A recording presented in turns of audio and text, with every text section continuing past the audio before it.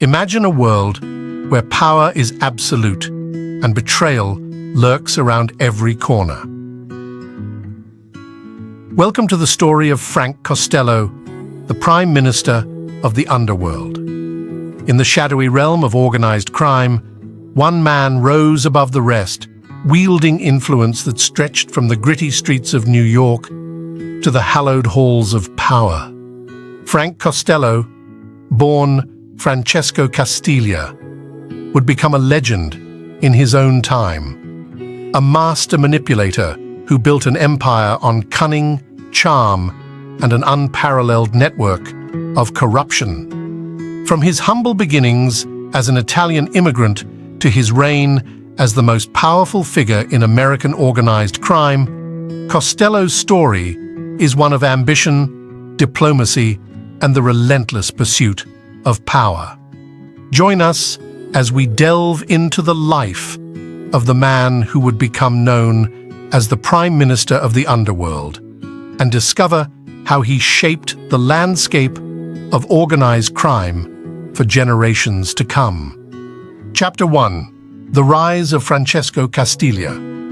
In the dimly lit back room of a speakeasy in Lower Manhattan, the air was thick with the acrid scent of cigarette smoke and the palpable tension of illicit deals.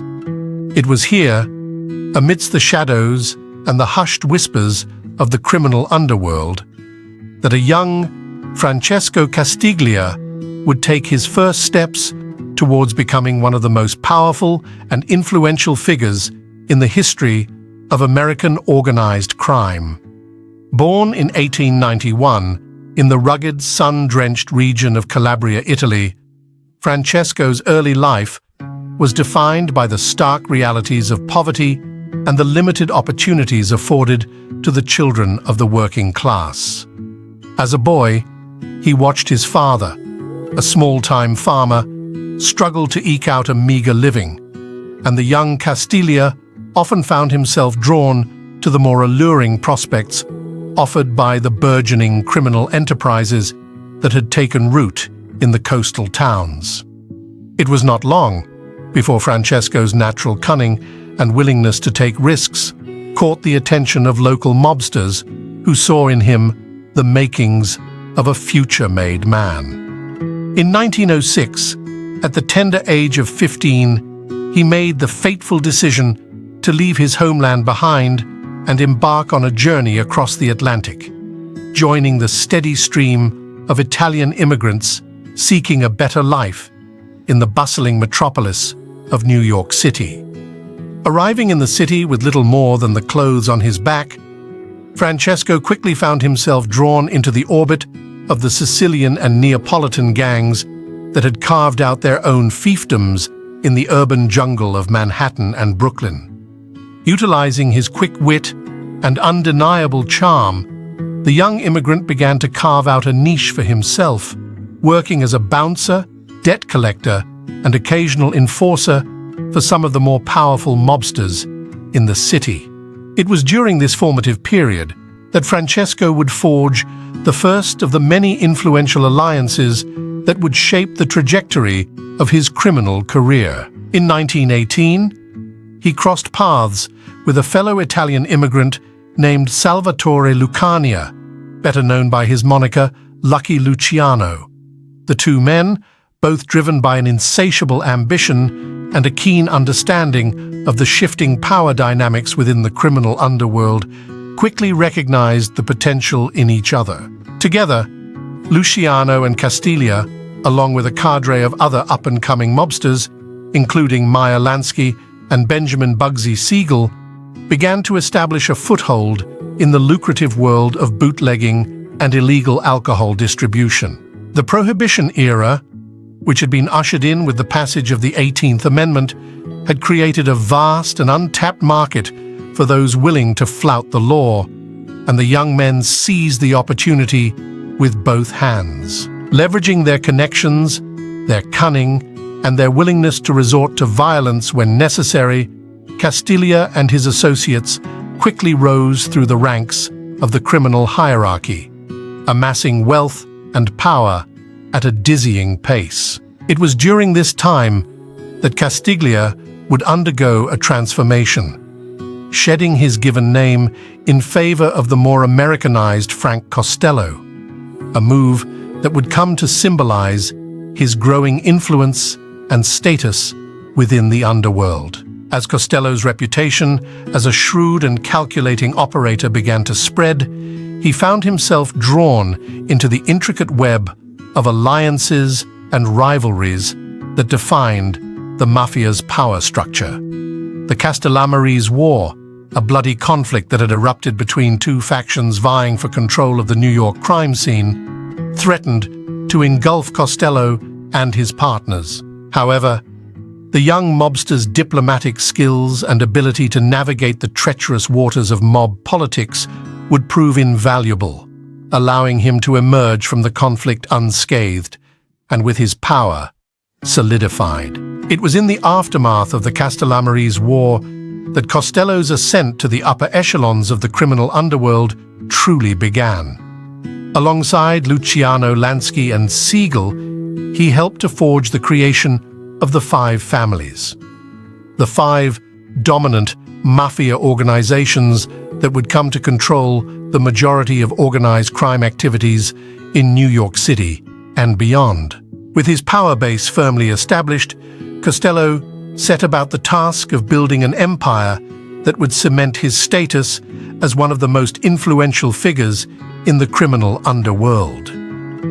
His innovative approach to maintaining influence and control, which would come to be known as the grease bank system, would prove to be a crucial component of his rise to power. The grease bank was a $5,000 fund that Costello used to bribe politicians, law enforcement officials, and other key figures in positions of power. By cultivating a vast network of corrupt connections, Costello was able to operate with near impunity, shielding his criminal activities from the prying eyes of the law and ensuring that his interests were protected at the highest levels of government. As Costello's wealth and influence grew, so too did his reputation as a shrewd and calculating operator. He was known for his diplomatic skills, his ability to navigate the treacherous waters of mob politics, and his willingness to resort to violence when necessary.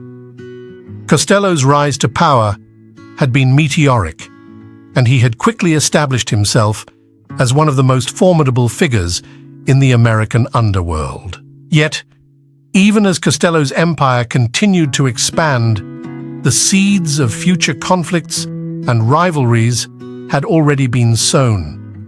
The constant threat of betrayal and the ever-present possibility of violent power struggles would come to define the delicate balance of power that Costello and his associates sought to maintain. The story of the Prime Minister of the Underworld was just beginning, and the road ahead would be paved with challenges, triumphs, and the inevitable pursuit of absolute control. Chapter 2. The Grease Bank and Political Influence. As Frank Costello's reputation grew within the criminal underworld, he set his sights on expanding his influence beyond the shadowy realm of bootlegging and petty crimes. Recognizing the power of political connections, Costello began to cultivate a network of corrupt politicians and law enforcement officials that would become the foundation of his criminal empire. The key to Costello's success was a system he devised, known as the Grease Bank. This $5,000 fund was used to bribe and manipulate those in positions of power, ensuring that Costello's operations could continue unimpeded. By greasing the palms of politicians, judges, and police officers, Costello was able to operate with near impunity, shielding his activities from scrutiny and prosecution. Costello's first major political connection was with Tammany Hall, the powerful Democratic political machine that had long dominated New York City politics. Through his association with Tammany Hall's boss, Charles Lucky Luciano, Costello gained access to a vast network of political influence that he would leverage to his advantage. Frank was a master at working the system, recalls former Tammany Hall insider Michael Corleone. He had a knack for identifying the right people to pay off, the right pockets to line. It was all about building relationships and keeping those in power happy.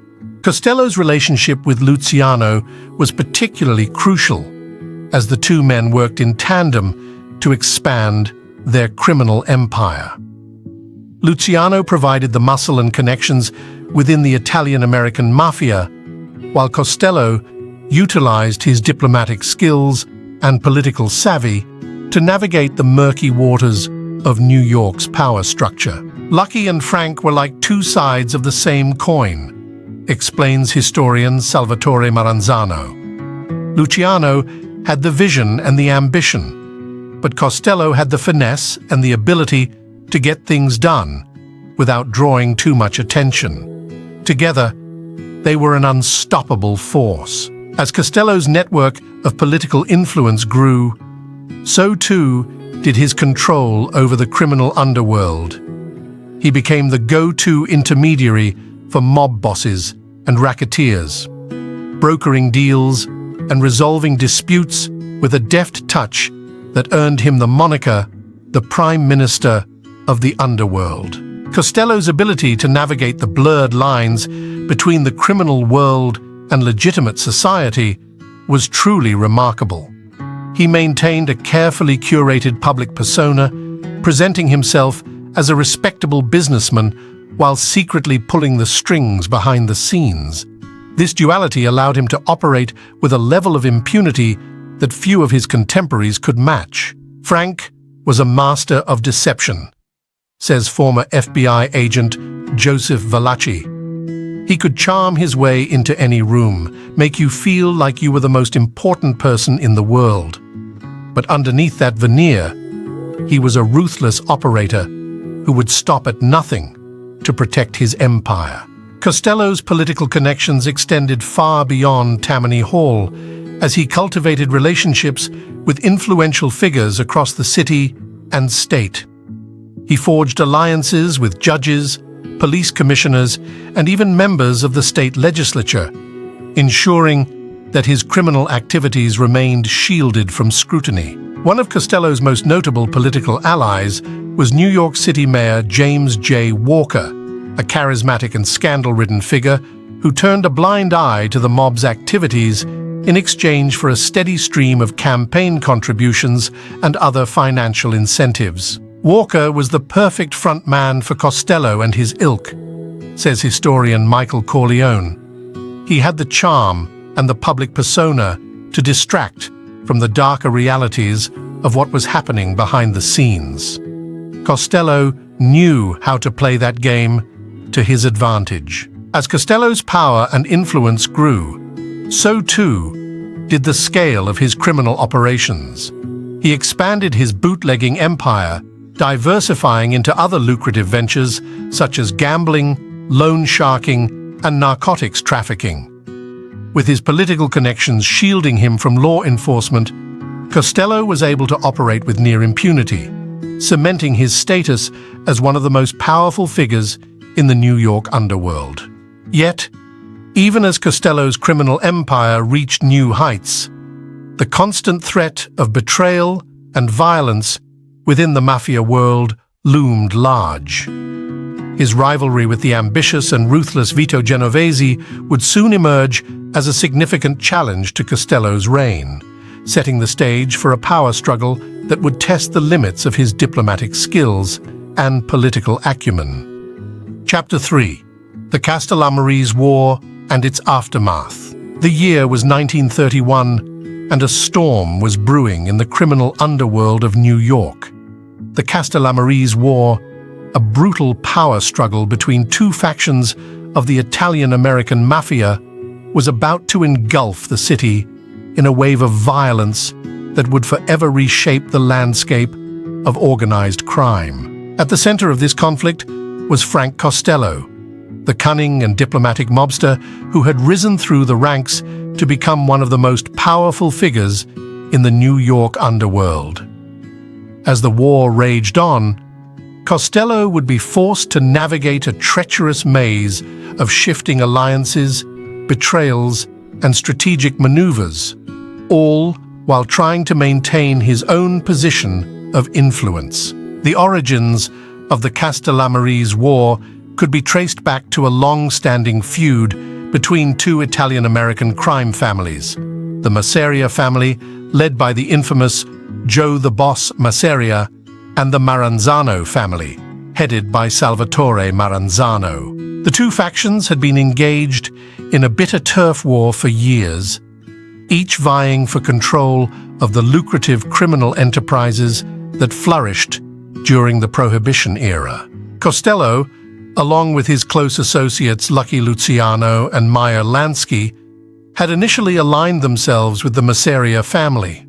However, as the war intensified, Costello recognized the need to maintain a delicate balance of power, lest he be caught in the crossfire. It was a dangerous game we were playing, Costello would later recall. Masseria and Maranzano were both ruthless men, and they demanded absolute loyalty. I knew that if I didn't play my cards right, I could end up on the wrong side of a bullet. Costello's diplomatic skills were put to the test as he navigated the shifting alliances and power dynamics of the conflict. He cultivated relationships with key players on both sides, carefully doling out favors and information to maintain his influence. His grease bank, the system of bribery and political connections he had built over the years, proved invaluable in this regard, allowing him to leverage his resources to keep the peace, or at least maintain a semblance of it. As the war raged on, the streets of New York became a battleground, with assassinations, bombings, and open gun battles becoming a regular occurrence. Costello watched with a mixture of trepidation and fascination as the once mighty Masseria family began to crumble under the relentless onslaught of Maranzano's forces. It was during this tumultuous time that Costello's friendship with Lucky Luciano deepened. The two men recognized the need for a new power structure, one that would put an end to the endless cycle of violence and consolidate control under a unified command. Luciano, with Costello's guidance, orchestrated the assassination of Masseria, effectively removing the old guard and paving the way for Maranzano's ascension. However, Costello's respite was short-lived. Maranzano, now the undisputed boss of the New York Mafia, quickly moved to solidify his power and eliminate any potential threats to his reign. Luciano, sensing Maranzano's ambitions, turned the tables and arranged for Maranzano's own assassination, setting the stage for the creation of the 5 families that would come to dominate the New York underworld. Through it all, Costello maintained a delicate balance, forging alliances and brokering deals to ensure his own survival and continued influence. His ability to navigate the treacherous waters of the Castellammarese War cemented his reputation as a master of diplomacy and a true prime minister of the underworld. The aftermath of the war saw the emergence of a new power structure in the New York Mafia, with the 5 families, Genovese, Gambino, Lucchese, Bonanno, and Colombo, taking center stage. Costello, owing to his political connections and diplomatic skills, was able to secure a prominent position within this new hierarchy, becoming a trusted advisor and intermediary between the various factions. Frank Costello was a man who understood the value of compromise and the art of negotiation, said one former mob associate.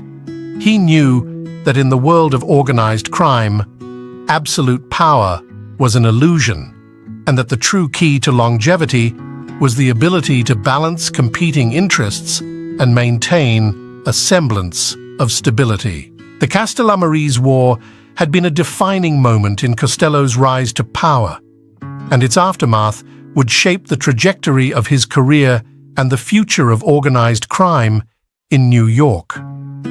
As the city's criminal landscape shifted, Costello's ability to adapt and thrive would cement his legacy as a true Prime Minister of the Underworld. Chapter 4. The Prime Minister of the Underworld. Frank Costello had clawed his way to the pinnacle of power, cementing his status as one of the most influential figures in the criminal underworld. As the Prime Minister of the Underworld, he wielded an unparalleled network of political connections and corrupt officials, allowing him to operate with near impunity across New York City. Costello's criminal empire had expanded far beyond the bootlegging operations that had fueled his rise during the Prohibition era. He now had a hand in everything from gambling and extortion to labor racketeering and narcotics trafficking. His ability to balance these diverse criminal enterprises with an outward veneer of respectability as a legitimate businessman was the key to his enduring success. At the heart of Costello's power lay his innovative greasebank system, a $5,000 slush fund used to bribe politicians, law enforcement, and anyone else who could help protect his interests. This network of corruption stretched from Manhattan's City Hall to the highest levels of state government, ensuring that Costello's criminal activities remained shielded from scrutiny. Frank had a way of making people feel important, of making them think they were indispensable to him, recalled one former associate. He'd wine and dine them, make them feel like they were part of an elite inner circle. And in return, they'd do anything to keep that connection alive. Costello's leadership style was a delicate balance of ruthlessness and diplomacy. He was known for his ability to navigate the treacherous waters of mob politics, forging alliances and diffusing conflicts with a deft touch. Where other gangsters resorted to violence, Costello preferred to rely on his wits and his network of influential contacts. Frank was no stranger to the gun or the knife, but he knew that those were blunt instruments, explained a former capo. He preferred to use the carrot rather than the stick, to win people over with charm and persuasion, rather than fear and intimidation. This approach served Costello well, allowing him to maintain a level of stability and control that eluded many of his rivals.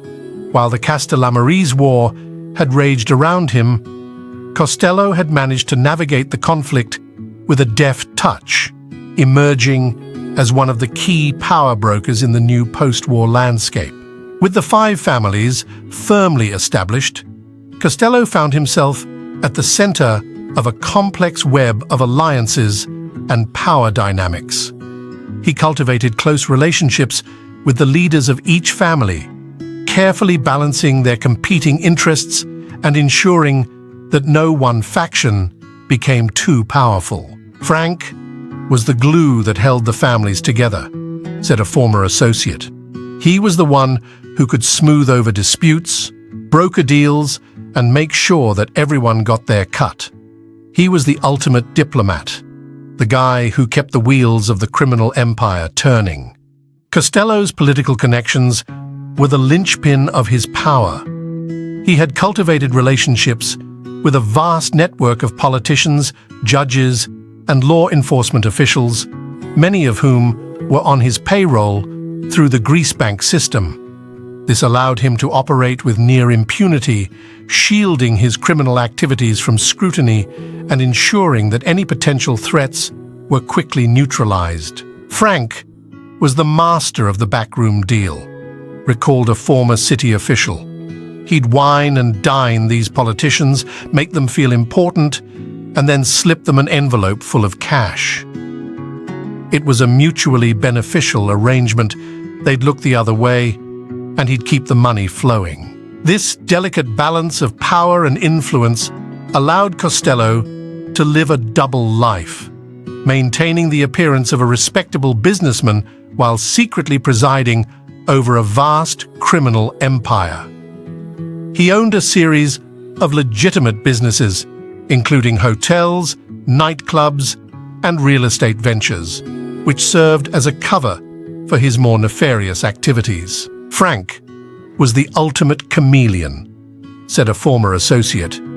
He could move seamlessly between the criminal underworld and the upper echelons of society.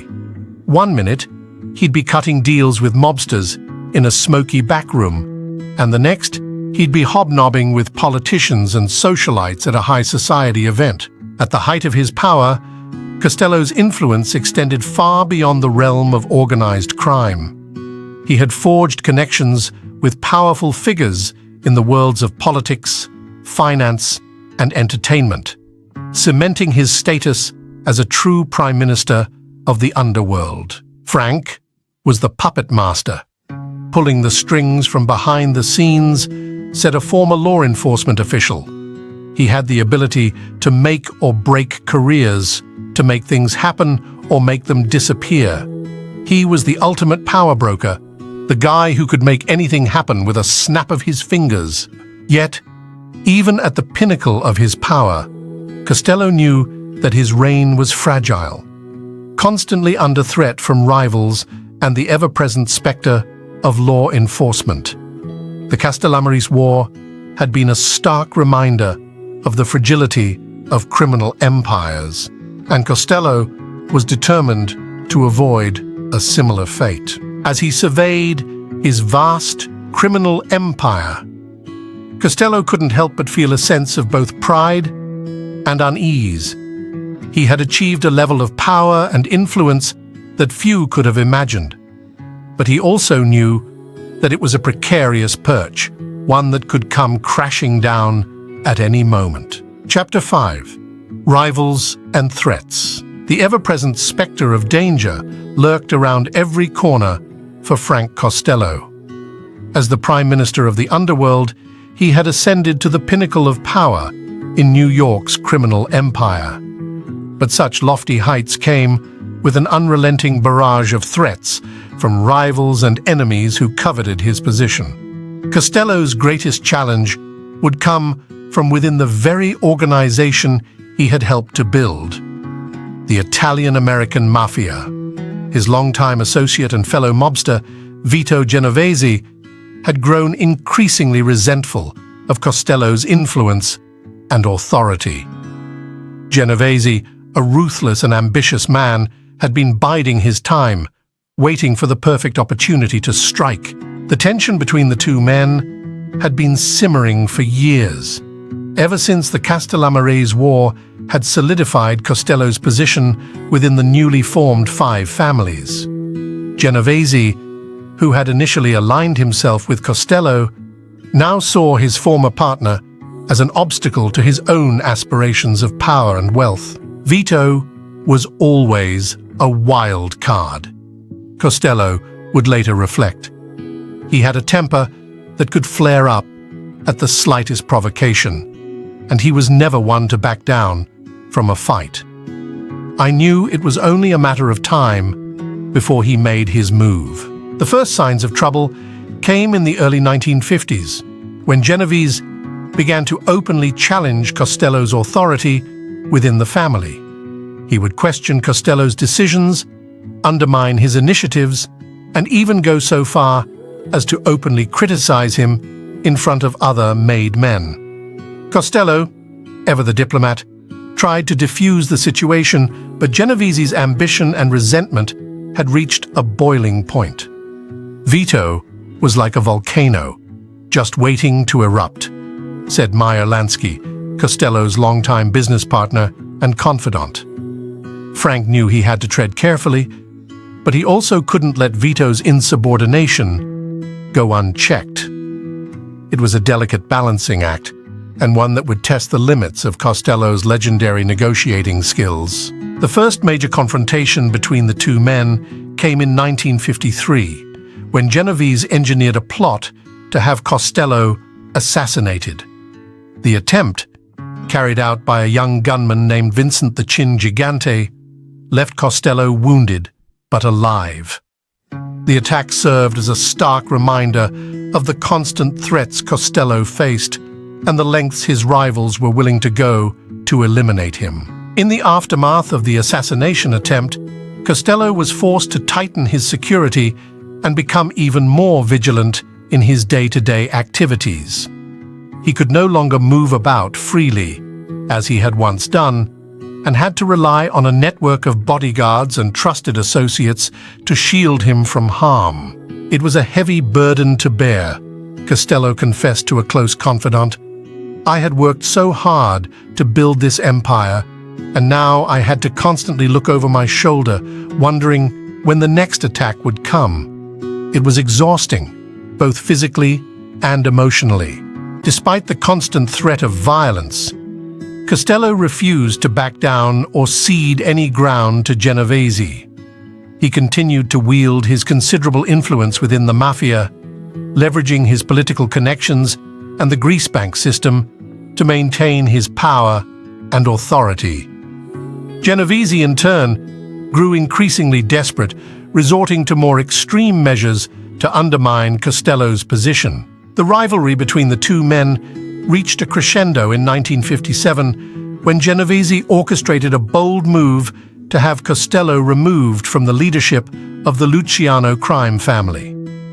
Capitalizing on the fallout from the Kefauver Commission hearings, which had tarnished Costello's public image, Genovese maneuvered to have him retired from his position, effectively stripping him of his power and influence. Costello, once the undisputed Prime Minister of the Underworld, found himself relegated to the sidelines, his empire crumbling around him. The man who had once commanded the respect and fear of the entire criminal underworld now found himself a shadow of his former self, his legacy hanging in the balance. As Costello contemplated the ruins of his once formidable empire, he couldn't help but reflect on the fragility of power and the constant threat of betrayal that had defined his life in the Mafia.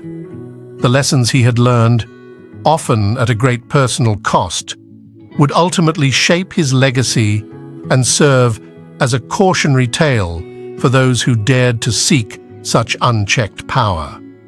Chapter 6: The Kefauver Hearings and Public Exposure. The glare of the television cameras was unforgiving as Frank Costello took his seat before the Kefauver Committee in April 1951. After years of operating in the shadows, the Prime Minister of the Underworld now found himself thrust into the national spotlight, his carefully cultivated public image on the verge of unraveling. The Kefauver Committee, led by Senator Estes Kefauver, had been tasked with investigating the influence of organized crime across the United States.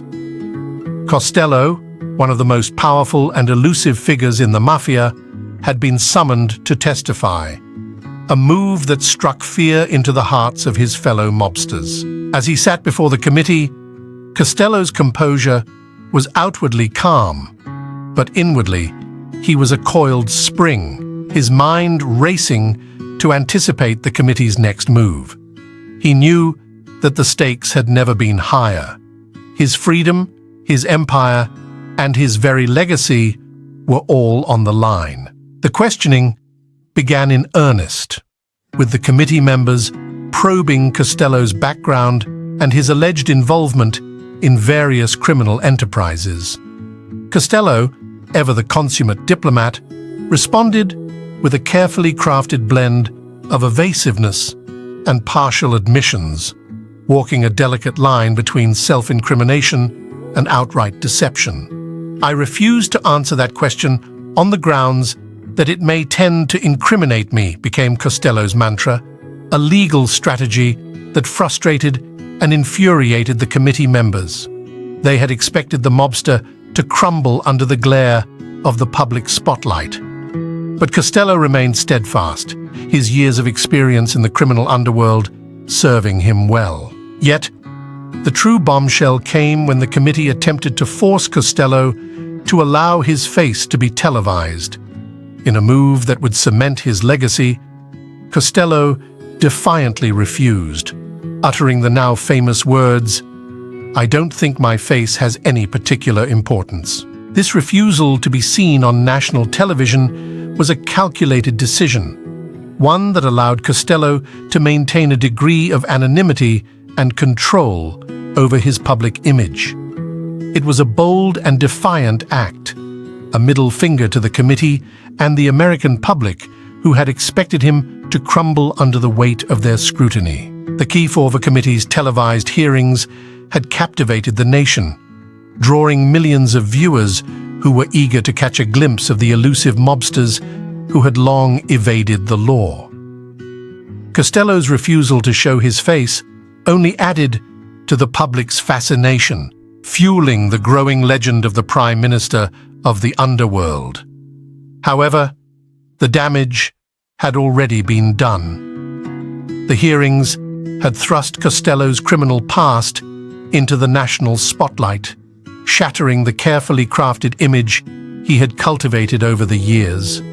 The public could no longer ignore the unsavory realities of his bootlegging operations, his political connections, and his ties to other notorious figures in the Mafia. Costello's reputation, once meticulously maintained, was now in tatters. The Kefauver Committee had succeeded in exposing the dark underbelly of organized crime, and Costello, despite his best efforts, had become the face of that corruption. In the aftermath of the hearings, Costello's political influence began to wane, and his criminal empire started to crumble. The once untouchable Prime Minister found himself increasingly isolated, his allies and protectors abandoning him in the face of public scrutiny. The Kefauver Committee had dealt a devastating blow to Costello's power and prestige, marking the beginning of the end for one of the most formidable figures in the history of American organized crime. The Prime Minister of the Underworld had been brought low, his legacy forever tainted by the glare of the public spotlight. As Costello retreated from the limelight, he could not help but reflect on the fragility of the empire he had so carefully built. The corrupting influence of power, the constant threat of betrayal, and the blurred lines between the underworld and legitimate society had all come to a head, exposing the true nature of the criminal world he had once dominated. The Kefauver hearings had not only shattered Costello's public image, but also laid bare the inherent weaknesses of the criminal empires that had long terrorized the nation. In the end, the Prime Minister of the Underworld was a cautionary tale, a stark reminder of the consequences of unchecked ambition and the ever-present danger of the criminal lifestyle. Chapter 7. Legacy of the Real-Life Godfather. As the sun began to set on Frank Costello's reign as the Prime Minister of the Underworld, the once powerful mobster found himself in an unfamiliar position, on the defensive. The Kefauver Commission hearings had shattered the carefully constructed image he had spent decades cultivating, exposing the seedy underbelly of his criminal empire to the world. Costello's gradual loss of power and influence in the years following the televised hearings was a humbling experience for a man who had once commanded the respect and fear of the New York underworld. Once the unquestioned leader of the Luciano crime family, he now found himself relegated to the sidelines, his authority undermined by younger, more aggressive lieutenants. The man who had once been the master of political manipulation and backroom deals now struggled to maintain his footing in a rapidly changing landscape. The very system of corruption and bribery that had propelled him to the top was now turning against him, as ambitious rivals sought to carve out their own piece of the criminal pie. Costello's later years were marked by a sense of melancholy and reflection. As he looked back on his life, he could not help but be struck by the fragility of the empire he had built. The constant threat of betrayal, the ever-present danger of violence, and the relentless pursuit of power had taken a heavy toll, both physically and emotionally. "I never wanted to be a gangster," Costello once confessed to a close confidant. "I just wanted to make money and live a good life." But it all got so out of control. The power, the violence, the politics. It consumed me. The man who had once been the undisputed master of the underworld now found himself a mere shadow of his former self, a cautionary tale of the corrupting influence of power. Despite his fall from grace, Frank Costello's legacy continued to loom large over the world of organized crime in America.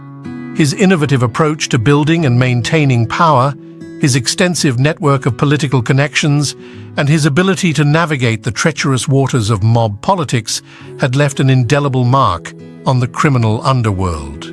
Indeed, Costello's impact on popular culture was perhaps even more significant than his real-life exploits. The character of Vito Corleone in Mario Puzo's The Godfather was widely regarded as a thinly veiled fictionalization of Costello, capturing the essence of the Prime Minister of the underworld and the complex web of power, loyalty, and betrayal that defined the world of the Mafia. In the decades following Costello's death, scholars and historians have continued to study his life and legacy, seeking to understand the factors that contributed to his rise and ultimate downfall. What was it about Costello's personality, his methods, and the historical context of his era that allowed him to wield such immense power and influence? One of the key lessons that can be drawn from Costello's story is the fragility of criminal empires. Despite his seemingly unassailable position at the top of the underworld hierarchy, Costello's reign was ultimately undone by the very forces that had propelled him to power. The constant threat of betrayal, the pursuit of personal ambition, and the corrupting influence of wealth and power. As the narratives of organized crime continue to captivate the public imagination, the figure of Frank Costello stands as a stark reminder of the consequences of unchecked ambition and the corrosive effects of the criminal lifestyle. His life serves as a cautionary tale, a sobering reflection on the nature of power and the fragility of the American dream when pursued through illicit means. In conclusion, Frank Costello's life story serves as a powerful reminder of the allure and dangers of organized crime. His rise to power, fall from grace, and lasting impact on popular culture continue to fascinate us, offering valuable lessons about the nature of power and its consequences. If you enjoyed this deep dive into the life of the Prime Minister of the Underworld, we invite you to engage further with our content. Like this post to show your appreciation and help others discover this intriguing story. Comment below with your thoughts or questions about Frank Costello and the world of organized crime. Share this article with friends and family who might be interested in this captivating piece of criminal history. And don't forget to subscribe to our channel for more fascinating stories from the annals of crime and power. Your support helps us continue bringing you high-quality, in-depth content like this. Thank you for watching.